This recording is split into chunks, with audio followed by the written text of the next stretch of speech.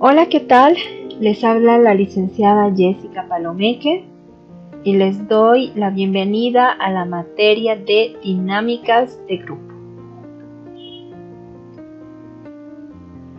Bueno, de acuerdo a nuestro sílabus, durante toda esta semana vamos a ir estudiando diferentes temáticas al respecto de la introducción teórica de nuestra materia. Y como nuestra materia se llama dinámicas de grupo, pues debemos de hablar sobre las características o conceptos de los grupos. Pero en primer lugar vamos a hablar sobre la importancia del estudio de los grupos. Entonces, como introducción, debemos de mencionar que las personas no viven aisladas, es decir, que nosotros no trabajamos solos, ¿no? Tenemos un espíritu gregario, es decir, que vivimos en comunidad, lo cual nos lleva a tratar de vivir en grupos sociales, ya sean estos primarios, espontáneos o de trabajo. Entonces, lo que debemos de mencionar es que la afiliación a un grupo forma parte de la vida de gran cantidad de personas. Por ello, es importante comprender la formación, el desarrollo y las características de los grupos. Somos así, ¿no? Somos seres sociales. Nuestro modo de vida, pues, nos exige de alguna forma que estemos en interacción con las demás personas. Hoy en día no podemos concebir al hombre como un ser aislado en el tiempo o en el espacio. Realmente sería muy difícil encontrar a una persona que viviese absolutamente solo y aislado, ¿no? Es decir, que el individuo pues pertenece a distintos grupos, lo que influye en él de manera decisiva. Bueno, a continuación vamos a ver cuáles son las razones por lo que es importante estudiar a los grupos. En primer lugar, vamos a mencionar que tanto una organización formal, es decir, aquella que está definida en un diseño organizacional, como la informal, aquella que se desarrolla espontáneamente a partir de relaciones informales entre personas, pues ambas se basan en grupos, así como nuestras instituciones, como las iglesias, ¿no? También cada una de ellas está formada y se basan en grupos, en diferentes grupos. La segunda razón es que los líderes o administradores dirigen grupos de subordinados. Esta es una razón, tal vez una de las principales, por la cual debemos estudiar a los grupos.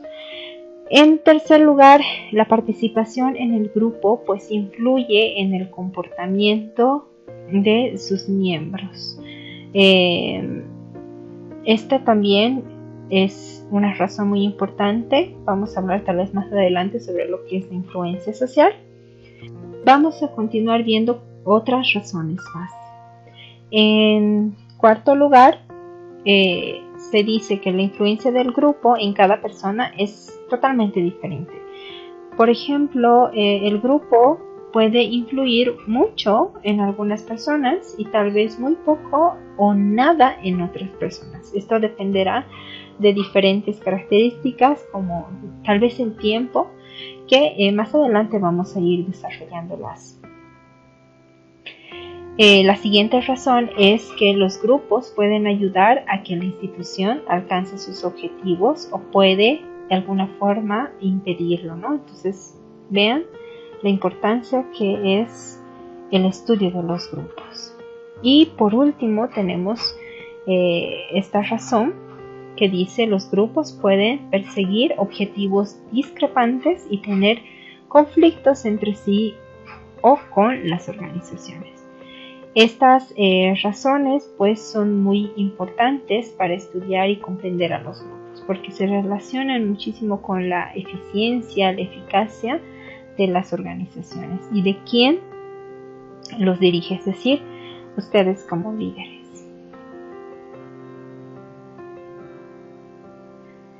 Entonces, la socialización en las personas pues, depende muchísimo en gran medida de la influencia de los grupos en los que intervienen. Para esto, Andueza menciona lo siguiente: todo grupo es educador por la influencia que ejerce en el individuo al que moldea, ¿no? Entonces, por supuesto que los líderes ejercen una influencia muy importante en las personas, en los grupos, pero como dice Andueza, el grupo es educador, es decir, que cada uno de los miembros de un grupo también ejerce cierta influencia en los demás y en su grupo, por supuesto. Bueno, ahora que hemos visto cuáles son las razones por las que debemos estudiar a los grupos, pues vamos a definir qué es lo que es un grupo, ¿no? Se dice que el grupo es el conjunto de dos o más personas que están vinculadas y relacionadas por objetivos comunes y tienen una relación que se expresa en la pertenencia y responsabilidad de sus miembros. Bueno, ahora que hemos definido lo que es un grupo, vamos a ver algunas características. Estas características pues nos ayuda a flexibilizar el trabajo, adecuando incluso las actividades o dinámicas en función a sus particularidades. La primera característica es conciencia de grupo, es decir, que los miembros se consideran como grupo y tienen una percepción colectiva de unidad. El segundo es un sentido de participación en los mismos propósitos. Es decir, los miembros de un grupo tienen el mismo objeto, modelo o metas ideales. El siguiente es la dependencia recíproca en la satisfacción de necesidades. Es decir, que los miembros necesitan ayudarse mutuamente para lograr objetivos. El siguiente es la habilidad de actuar en forma unitaria. El grupo puede comportarse como un organismo unitario, a eso se refiere. Y por último es la acción recíproca, es decir, que los miembros se comunican unos con otros. La siguiente información es muy importante y debe de ser considerada por cada uno de los líderes.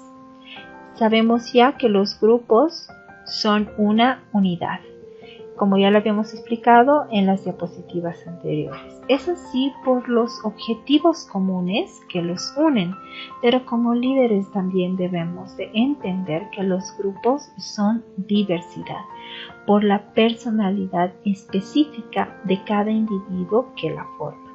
El recordar esto nos ayudará mucho en nuestro trabajo, al resolver problemas y sobre todo también al entender a cada uno de nuestros grupos.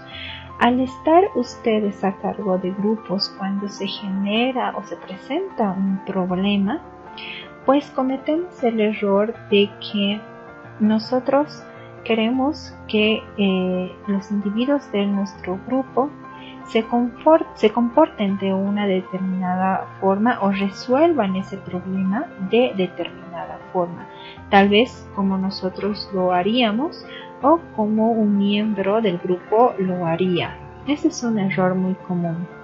Si bien entendemos que el grupo es una unidad, pero otra vez el grupo es una diversidad. Es decir, que cada miembro de nuestro grupo tiene diferente personalidad y va a resolver un problema, va a actuar en frente de un problema de distinta forma al otro, ¿no? Entonces, por eso es muy importante, porque podemos ahora sí entender que cada uno es diferente y de alguna forma también la diversidad nos enriquece porque podemos hallar diferentes soluciones, etc. Ahora vamos a hablar sobre la importancia de las dinámicas de grupo, ya haciendo una pequeña introducción a lo que es nuestra materia. Ya en un contexto educativo, pues las dinámicas de grupo dan muchísimos beneficios o aportan muchísimos beneficios psicológicos, psicosociales, emocionales en las personas, en los miembros de un grupo, como por ejemplo, permite crear identidad entre los miembros del grupo, favorece la relación interpersonal, se basa en el contacto físico y emocional, es decir, que se genera una relación, un aprendizaje relacional, permite superar las inhibiciones o las barreras emocionales que impiden la relación social, aportan actividades lúdicas o de ocio sano y positivo y fortalece las relaciones sociales. Como pueden ver, hay muchísimos aportes muy positivos dentro de lo que son las dinámicas de grupos, pero también hay que aprender a cómo desarrollarlos de manera eficiente, de manera correcta, etcétera. Ya más adelante vamos a aprender a hacer todo esto. Bueno, muchísimas gracias por su atención y muchísimas bendiciones. Hasta la siguiente clase.